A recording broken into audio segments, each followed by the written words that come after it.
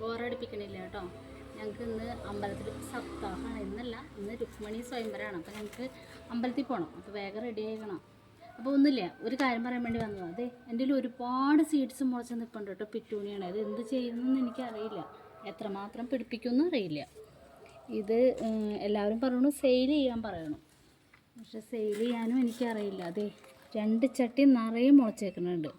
പിന്നെ ഇതുണ്ടോ,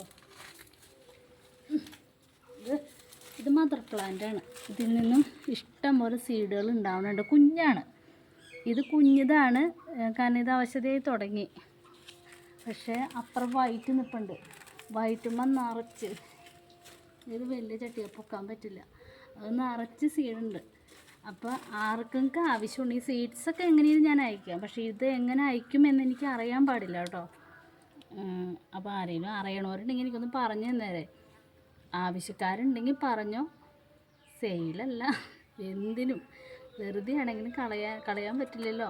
പിറ്റൂണി ആയതുകൊണ്ട് ഇത് നിറയെ ഉണ്ട്. എനിക്ക് തോന്നുന്നു ഇത് എന്തോരോ എണ്ണമൊന്നും എടുക്കാൻ പറ്റില്ല, അതുമാതിരി മുളച്ച് നിൽക്കുന്നുണ്ട് കണ്ടോ. രണ്ടും കൂടെ കൂടിയിട്ട് ഇച്ചിരിയൊന്നുമല്ല, നിറച്ചുണ്ട്. ഇത് ഇപ്പോഴത്തേത്. ഇനി അപ്പുറം നിൽപ്പുണ്ട് വേണ്ടത്, അത് നിറയെ സീഡാണ്.